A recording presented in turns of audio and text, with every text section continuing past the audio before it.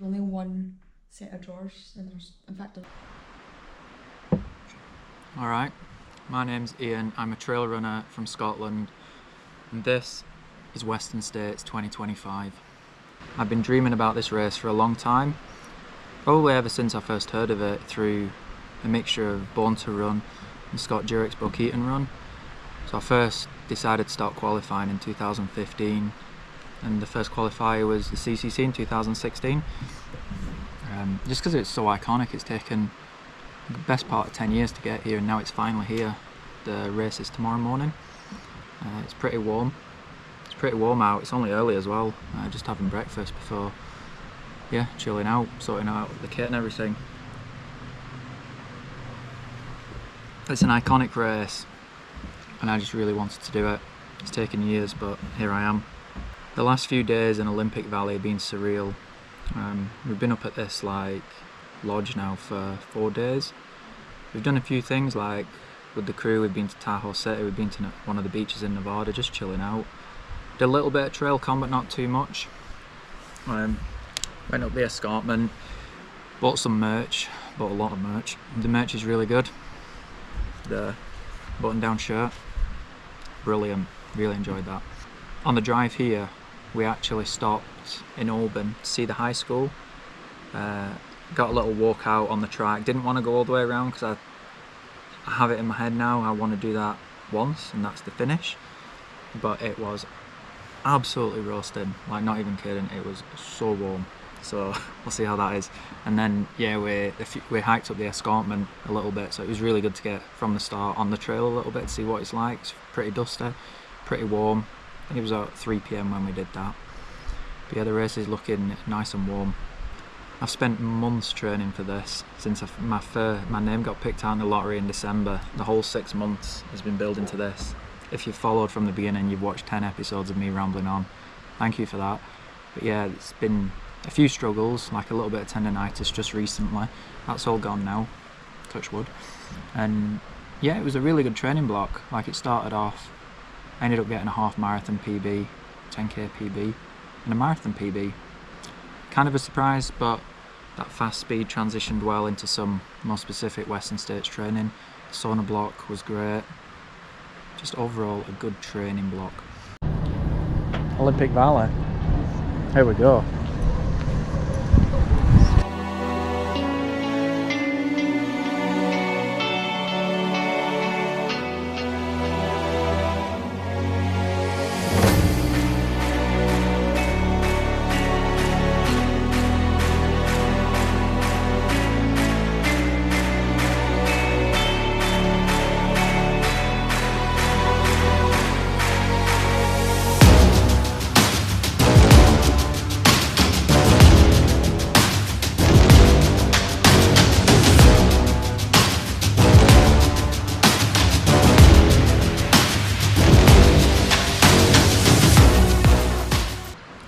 I want to give a shout out to a few people who've helped me get here today.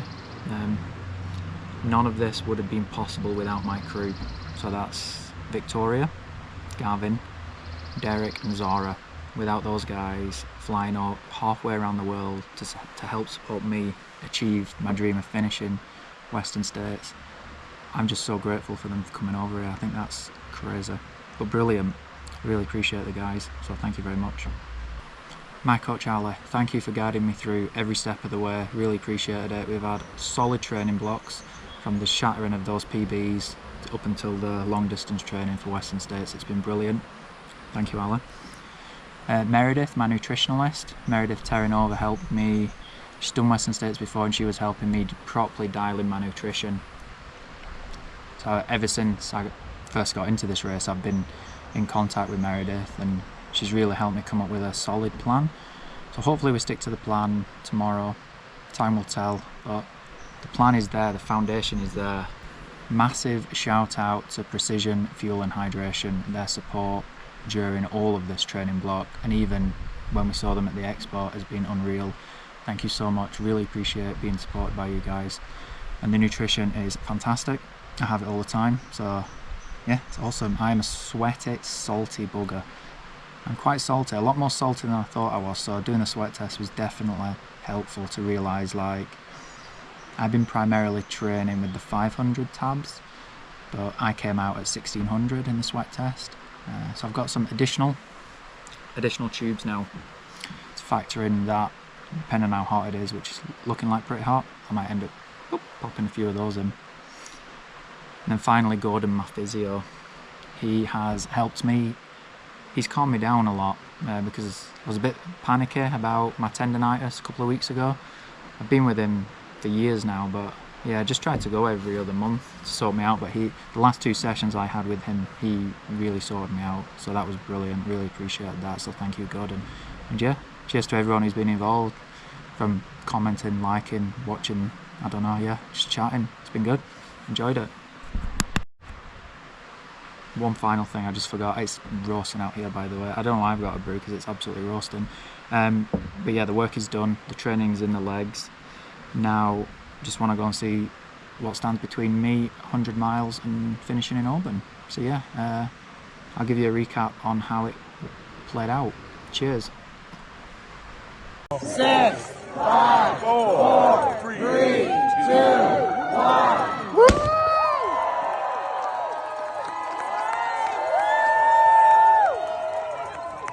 6, 5, 4, 3, 2, 1. Woo!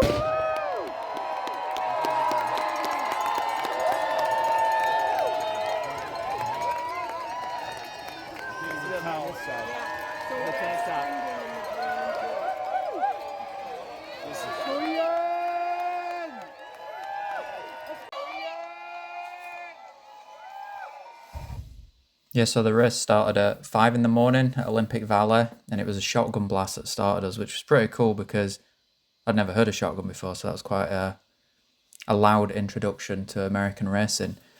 So first up, I did have my phone with me for this section.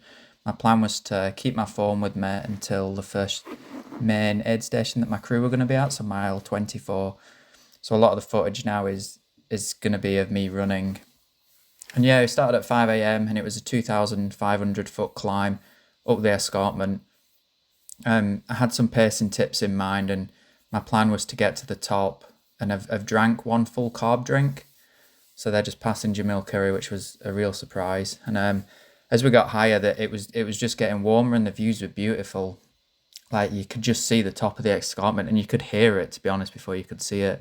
So I didn't think there was even going to be a crowd there. Like, I thought they would have all gone away after the elites went by. So I was so surprised, and it was really good. It was really quite emotional, actually, just seeing everyone still there cheering us through. There was patches of snow, but as you can see, like, you didn't even need to go on the snow at all. It was fine. And yeah, settled into the high country pretty well, actually. Sally McRae cheered us through the first little descent, which was pretty cool to see. Again, it's good to see all the elites out kind of cheering on runners if they're not racing. So yeah, the high country I kind of put between now and mile 38. So it was just, we got a beautiful sunrise over Lake Tahoe just as we got to the top. I thought the trails were very reminiscent of what the trails are like in Scotland. I thought they were really flowy, a little bit technical. There was no snow. Sometimes your feet got a little bit wet passing through streams and things like that. I was struggling personally, I think, with the altitude. Like, I was pretty high up and I could feel that I was tired, but I knew I actually wasn't tired. It was just the altitude that was making me feel like that. So yeah, I just tried to, I guess, get on with it and set my pace a little bit easier than I normally would do, just because of the altitude. And yeah, the first few aid stations were brilliant. Actually, it was quite exciting just to be in the aid stations. Lion Ridge was the first one. I remember filling my bottles there, and it was ice water, and that was the first time putting ice water in my bottles ever. So that was quite a shock to the system. Got some footage of me going through the aid stations. It was, yeah, Lion Ridge and Red Star Ridge were the first two, and now I was coming up to Dusty Corners, and that's where I was most excited to see because I was going to see my crew for the first time. So yeah, just running on these nice single tracks. The field was kind of spread out. Like, there was sections where I didn't see too many people, and you'll see the trail, like, it's so dusty. I was constantly constantly getting dirt in my shoes and having to take them off. I wore the normal Tommyers, and yeah, they just collected stones. So it seemed that every aid station I took them off to get the stones out. So yeah, Duncan Canyon, I met my crew. That was brilliant. That was a real busy aid station. So you can see my crew just coming into the aid station now, and apparently the drive wasn't that bad. It was manageable. It was just a long drive from the start. You know, they didn't really have time to hang about. They had to get basically from the start straight to Duncan Canyon, and they saw a few people through, and then I came through, and this was the first time I picked up my ice bandana. So I didn't start with the ice bandana. I started with the bucket hat. So yeah, after leaving Duncan Canyon, the footage gets a bit different here because it changes from me recording on my phone to all my crew recording in the aid stations. So yeah, I gave the phone to my wife at Duncan Canyon because I knew a few things. One, it's once my phone starts to get wet, it decides it never wants to charge, and two, I thought it was an outside distraction. Like, I have a tendency in long races to constantly want to check my phone just to send voice messages and I guess complain about how hard it is.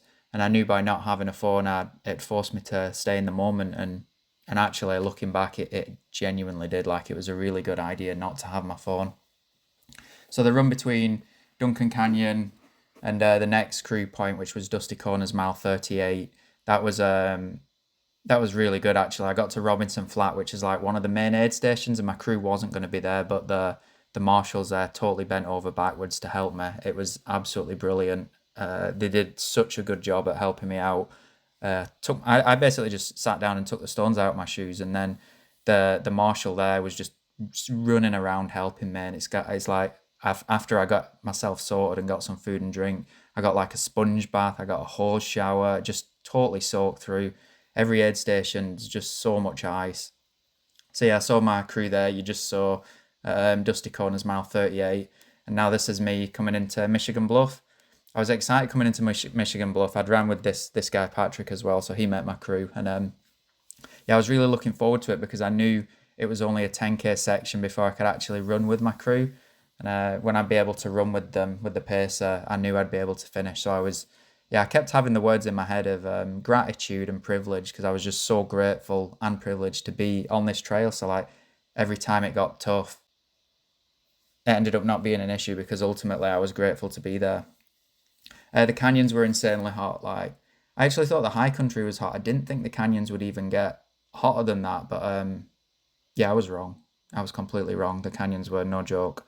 I remember one descent, just running down, and there's no shade whatsoever. All the trees are burnt out, and there's no wind, and you're just running down in the sun, and it's quite dusty, and I was just melting. I remember at the bottom I got into the creek and then climbed up to Devil's Thumb, and I was just absolutely melting, and I had a blister. So I got a little bit of first aid at the aid station. There was three marshals absolutely fussing over me, including my Pokemon friend, and it was just crazy. Every aid station was like that. Like, you just got fussed so much by the volunteers. It was brilliant. They were just literally bending over backwards to help you. I really appreciated that. It really did make the race like a proper family atmosphere. But yeah, the canyons were bloody hot, so I was happy coming into Michigan Bluff because I knew that was kind of me at lower elevation. It'd be easier to run personally at the lower elevation. It was getting a bit cooler as well. Like, the time was ticking on. It was almost 7 p.m. Well, I think I got in maybe 6:30. And yeah, just that's it. As you can see, I changed my shoes here actually, and I took paracetamol because my IT band was giving me bother. I think it was just all the descending, especially around the canyons, started to flare up a little bit, and I was sick to death of taking my shoes off.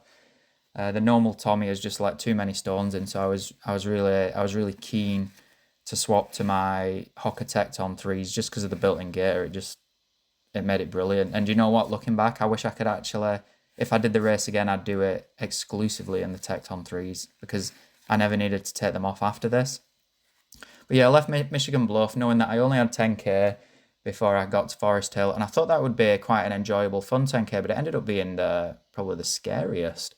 I saw bear poo on the ground, and absolutely terrified. And yeah, there was no runners in front and no one behind, so I was like, what the hell do I do? So I slowed right down until a guy behind was just in sight. And I thought, at least if I see a bear, I can run faster than this guy. Obviously, that was a bit of a joke, but yeah, I never saw the bear. Fee Pascal apparently saw the bear, but I never saw the bear. Got to Foresthill, just a few clips there, Foresthill. I changed to my precision top, got my head torch out, ditched my handheld water because I didn't need it. And to be honest, I didn't really need it all day. Running down Cal Street, what a section. Cal Street was brilliant. It was quick running actually. I just followed Gav's footsteps and we just ran, basically. 16 miles until we got to the infamous Rucky Chucky, which I was really nervous about because when you watch videos on people on YouTube crossing Rucky Chucky, it's usually the elites and it's during the day. So I was quite nervous that it'd be pitch black, but it was brilliant. I picked up Derek, my pacer there, so I think the guys have been waiting quite a while. Vicky, Zara and Derek have been waiting a while for us to come in. So yeah, when me and Gav came in, I tapped him out and then tapped Derek in. And his first probably 2 minutes of running, he didn't even get a chance to get warmed up. We were straight in that bloody river. And it almost went to chest deep on me, which was just so crazy. It was really cool, actually. It was one of the highlights. Like, it was really cool to cross it on foot. And the marshals in the water were fantastic. Like, they were telling us, because there's floodlights shining into the water and there's glow sticks underwater. So, like, they're just saying, step over this big rock here and you'll see there's a glow stick. You put your right foot on that glow stick and that's you, and then just keep following. And they did such a good job. They really did. I actually got photos here, which surprised me because I don't know, in my head, I just assumed that the photographer would have cleared off because it's during the night. But yeah, it was really cool actually. When the emailed saying that the official photos were out and I was looking through them, I just totally didn't expect this. So it was pretty cool to get pictures going through the river crossing. It is quite an iconic moment. And yeah, it was good running with Derek. We did another 16-mile section and got to Quarry Road. You would have just seen the picture at Quarry Road. Hal Corona was there. Scott Jurek was there. It was just cool to see all the guys out. Saw Gordy Ainsley at Michigan Bluff and Rucky Chucky. And yeah, just a really good 16-mile section again with Derek. Pretty much the same as what I did with Gav. I was just following his footsteps. You know, I would just run behind him as much as I could, I guess, physically run, which thankfully was quite a lot because the paracetamol had certainly kicked in. I think it had been over 4 hours now, maybe 5 hours, so I took another 2, and that got me to the end. So yeah, following Derek all the way through the next few aid stations. Quarry Road was mile 90, and then Pointed Rocks, mile 94. So just before Pointed Rocks, it started to get light, and I was quite excited actually because yeah, the evening was great, but it's something to look forward to, and it was looking forward to that, I guess, that fabled Second Sunrise, which I just read the book prior to coming out here, Second Sunrise, which is a really good book about the history of the race. So I was actually thinking it would be really cool if I got a really nice Second Sunrise. Pointed Rocks, it was just such a different terrain as well, seeing it in the daylight. Like, it was quite lush, I thought, like fields almost. During the night was great, like running through the California single track, but it was pretty cool to come into Pointed Rocks, mile 94, knowing that the final 10k I was going to do with my wife, Vicky. So I didn't stop long at this aid station. I think I just picked up a Precision 90-gram carb gel and got the volunteers to fill my 2 bottles. I didn't even want to sit down at this point because it's almost like you could smell the end was in sight. You know, it wasn't long to go. So yeah, I think Vicky was really excited because she's never paced me in an ultra before. I've paced her at like maybe 10Ks and half marathons in races, but this was her first time ever pacing me. So it was so exciting. She was running off a bit quick ahead and I had to keep telling her to slow down, which I'm sure she thought was pretty funny because normally that isn't the case. So yeah, she had to keep slowing down for me. We were just having a good chat. And yeah, she was bringing me home, final 10k. Interestingly, if you look through the stats from Foresthill to the finish, I managed to pass 40 runners, which is probably quite a surprise, but it's a testament to how good the training, the nutrition and the paces were. Like, it makes everything combined made such a difference to my race personally. It was a really good effort, and I certainly know if my nutrition wasn't up to scratch or my heat management or even having paces here, I know I probably wouldn't have ran as much as I did. I just wouldn't have wanted to, because I was tired. So it was really good having the paces to follow. But yeah, I knew this last section wasn't going to take too long. I was hoping it was going to be about an hour and a half. And yeah, I got my wish, got the second sunrise, which was absolutely gorgeous. And I remember we were running along and we saw like this massive bridge we thought it was, up to the right. And as soon as we saw that, we were like, oh my God, that's not No Hands Bridge way up there, is it? And no, it turns out it wasn't. It was just around the corner. So yeah, I got to No Hands Bridge and just kind of having fun now at this point. Knew it was in the bag and knew we just had the one aid station to go at Robie Point, and that was it. So yeah, we're just enjoying it really. It wasn't too hot just yet. It was fine still with the 2 bottles. By the end actually, I had just about finished both my bottles and my gel in that last 10k. So yeah, got to Robie Point, and at Robie Point it's where all your crew can meet you. So initially it was Derek and Zara met us, and they were running up the hill. I didn't actually realise from Robie Point it was a slight uphill still. Tim Tweetmeyer was there in the front gardens, some houses, and some old boy gave me a little Robie Point flag, so I was waving that and having fun. And then yeah, it was amazing actually. It was quite emotional. Yeah, my crew were all running behind me, and when I got to the track, Vicky stayed with me for a little bit, but then we'd kind of agreed prior that I don't want to sprint finish it. You know, I just want to take it and I just want to enjoy it. So I just really enjoyed it. The crew ran over to the finish to get videos and pictures of me coming in at the finish, but it was such a special moment seeing that finish. It was so nice. It's one of those things that you'd envisioned for probably the past 9-10 years. Certainly 9 years ago when I first applied, but even sooner than that. You know, you've watched it on so many YouTube videos, all these iconic moments, that it was just, yeah, it was really special. So having all the crew come out with me and help me achieve this dream was fantastic. I really appreciate all the help everyone's given me. Nutritionalists, physios, running coaches, just everything. It's been so good. But yeah, the next few videos is literally just me running into the finish and pictures from, like, as soon as I crossed the line, Magda Belay was there, just gave me a hug, and then Vicky gave me a hug and got a few pictures. There was no one right behind me, which was brilliant. So it meant I could actually savor the moment and just enjoy the finish. And yeah, just after I finished, James from Precision came over and we were just all sat on the AstroTurf. I think that's what it was called. It wasn't grass. We were sat on the AstroTurf, just chatting, just chilling. It was really, really, really good. It was pretty warm, but at least where we were sat, I guess it was still in the shade for now, but yeah, it got pretty warm later. We went back and got showered. I got our root beer floats from the Buff guys, so thank you to the Buff guys. That was brilliant. I was really looking forward to those root beer floats from Foresthill when I saw them, and they cheered us through. Got the wood carving with the engraved time as well. That was a great memento to have, a keepsake. They were at the finish doing the engravings. Big thanks to them. And yeah, just headed back for a shower and came back to watch the Golden Hour, which is quite emotional again. I see that's a bit of a theme for the day, is emotional. But yeah, it was just feeling super grateful and super privileged to be there. Such an iconic race. It's easily my best performance I've ever done. Had the best time ever, and I can't wait to go back. 1 ticket. Let's go. Wanted to shout out Chris Pagoda, his pacer, his mom for crew, for support. Come on down, Austin, and enjoy the final few steps of the prestigious Western States 100-mile endurance run. Absolutely.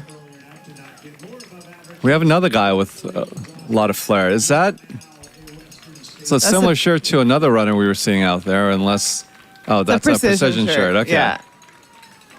Yeah, certainly very colorful. And he looks stoked to be hitting the track, coming in that final stretch there. But yes, he's hard to miss. You know, at this point, obviously the 24 hours have elapsed, but if you're a pacer worth your salt, you will try anything to motivate your runner to run as hard as they can, including just arbitrary time goals. Last time, the one and only time that I ran states, my pacer and good buddy Jimmy Dean Freeman said at some point around Pointed Rocks, you know what, Billy? It sure would be nice to see a 25 on your finishing time instead of a 26. And I just remember looking at him as I was shuffling in pain and just groaned. But sure enough, that little seed of like just random, like arbitrary motivation was enough to get me to really push in those final few miles and finish in 25 high. As we have Ian Garnett on the track from Great Britain. Go, Ian. I mean, it's certainly, you're very right. I know that, you know, runners out there are constantly doing calculations and trying to, you know, figure out when they're going to finish and set new goals as they go. So Ian he'd love to thank his wife, Vicky, for supporting him, pacing, driving, wearing all the hats, making all this possible, as well as his pacers, Derek and Gav. And his motivation to start running was to lose weight, which is certainly a very, you know, admirable goal. And it looks like that's continued into a lifelong career as an ultra runner with 26 ultramarathons finished. And it sounds like truly a life-changing experience. But hailing from Glasgow all the way over here in California, finishing Western States, that has to feel like an incredible achievement. You look great to me, and now even better with that medal around your neck and the Western States belt buckle around your waist. Such an amazing finish, and it was really cool to get Billy Yang commentating on my run-in. I got some really nice photos at the finish. I've just put them on now, and then yeah, just waited around for the buckle ceremony. So that's the next clip. So thank you for watching. In a time of 25:52, Ian Garnett.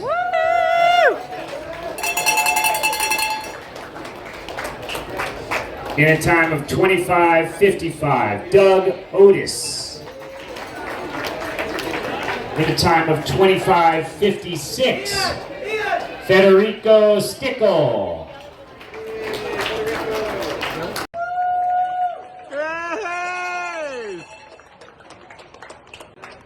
In a time of 25:55, Doug Otis. In a time of 25:56, Federico Stickle. And here is the final few videos and pictures of the beautiful belt buckle. So thank you again.